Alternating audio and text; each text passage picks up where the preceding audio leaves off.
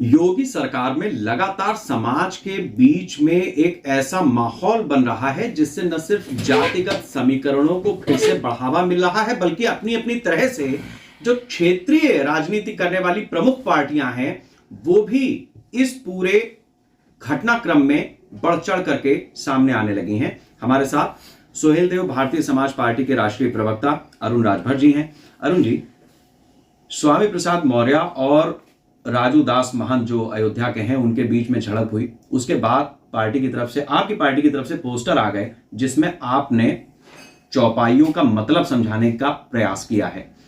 इसकी आवश्यकता क्यों पड़ी?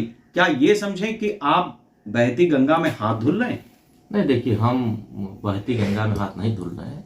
500 साल पहले की जो व्यवस्थाएं थी, उन व्यवस्थाओं को जो लोगों ने पढ़ा नहीं है या जो लोगों ने समझा नहीं है, उन लोगों द्वारा सवाल खड़ा किया जा रहा है। भगवान राम मर्यादा के आदर्श माने जाते हैं। अयोध्या से वनवास की तरफ गए थे तो उसमें उनके साथ कोई क्षत्रिय राजा नहीं गया था, कोई ब्राह्मण राजा नहीं गया था। उनके साथ यही पिछड़े, दलित, आदिवासी, वनवासी, कमजोर, यही लोग उनका साहस भर रहे थे, वही लोग उनका साथ दे रहे थे। लेकिन जब वो वनवासी वर्ग के वे सेवरी जी का जूठा वेर खाते हैं तो ये संदेश देते हैं कि मैं किसी से बैर नहीं करता हूं। चाहे महात्मा बुद्ध जी का देखिए, उन्होंने कहा शिक्षम शरणम गच्छामि, बुद्धम शरणम गच्छामि। तो शिक्षा के शरण में ले जाने के लिए भगवान बुद्ध जी ने भी संघर्ष किया। बाबा साहब अम्बेडकर ने भी कहा शिक्षित बनो, संगठित रहो, संघर्ष करो, आगे बढ़ो। उन्होंने भी शिक्षा को आगे बढ़ाने की बात किया। महाराजा सोहेल देव राजभर ने भी कहा समता, स्वतंत्रता, न्याय, बंधुत्व, उसको भी आगे बढ़ाने की बात किया। तो जिन महापुरुषों ने देश की यही परिस्थितियों को समझा, देश की समस्याओं को समझा, उसमें सबसे बड़ा शिक्षा आया।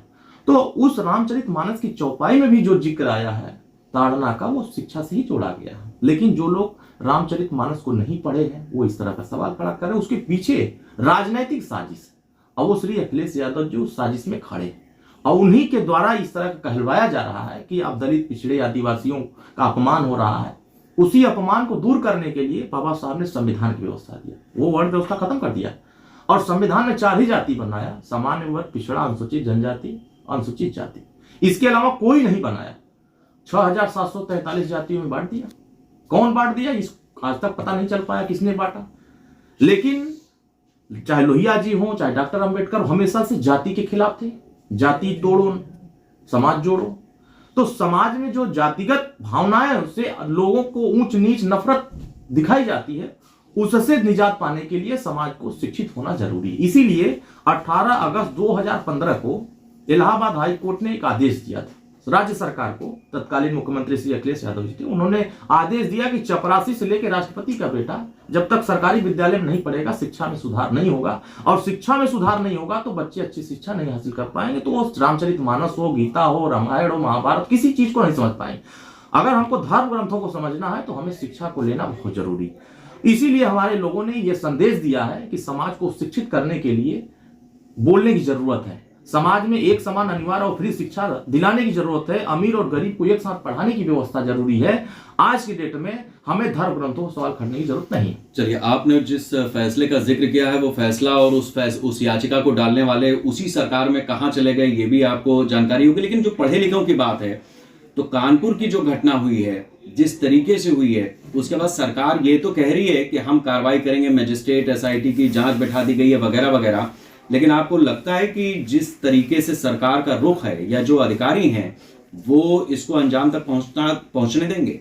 देखिए, इसमें सबसे बड़े दोषी अधिकारी होते हैं। भूमाफिया के नाम पर अगर किसी गरीब का मकान आप गिरा रहे हैं तो नियम है कि घर गिराने से पहले आप उनको कहीं अस्थायी जगह पर स्थापित करने की व्यवस्था करें। अगर आप ऐसा नहीं कर रहे हैं तो सबसे बड़े दोषी आप कहलाए जा रहे हैं, जो बुलडोजर लेके जा रहे हैं। सरकार का निर्देश है कि किसी भी गरीब का मकान नहीं गिराना चाहिए, और कोई भी दबंग अगर किसी गरीब का जमीन कब्जा किया है तो उसको छोड़ना भी नहीं। लेकिन कुछ अधिकारी, कर्मचारी आज भी इस प्रवृत्ति के हैं कि वो गरीबों की बात सुनने को तैयार नहीं है। उसी का एक नजीर है कि कानपुर की घटना हुई है। इसमें तो DM के ऊपर कार्रवाई होनी चाहिए, लेकिन अभी तक DM पर कोई कार्रवाई नहीं है, क्योंकि जिम्मेदार तो वो है।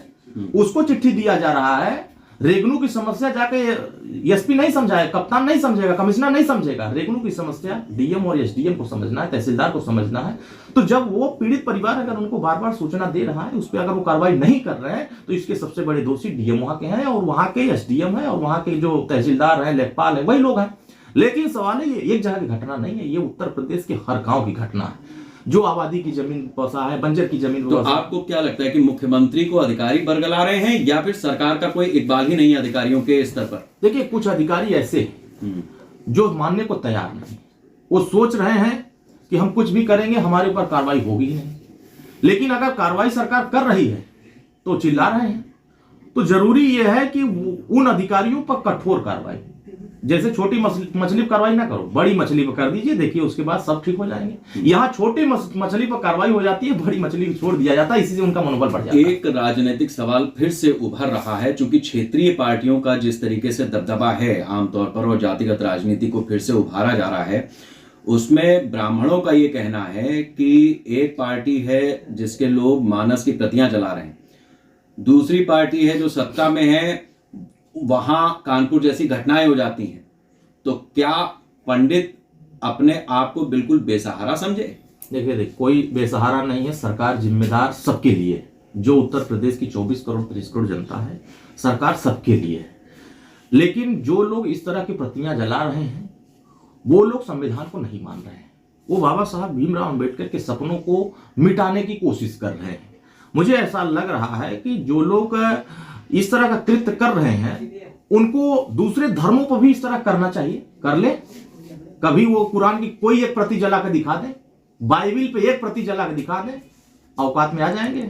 10 मिनट उत्तर प्रदेश की धरती पर नहीं रह पाएंगे, क्योंकि यहां हमारे धर्म में, सनातन संस्कृति में मानवता बहुत बड़ा है। यहां लोग क्षमा बहुत करते हैं, लेकिन दूसरे धर्मों में क्षमा याचना बहुत कम है। इसी वजह से यहां लोगों को छोड़ दिया जाता है और वहां लोगों को ठीक कर दिया जाता है। तो ये एक बड़ी बात है कि जो अरुण राजभर जी ने कही है, क्षमा बड़न के चाहिए छूटन को उत्पात, इस तरीके की बात अपने यहाँ कहावत के रूप में कही गई है।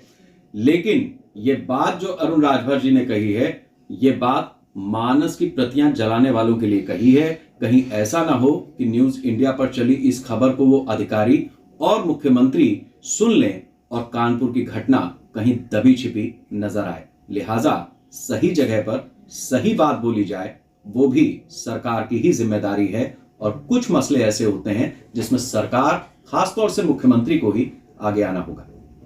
हरिराम के साथ शेखर त्रिवेदी, न्यूज इंडिया, लखनऊ।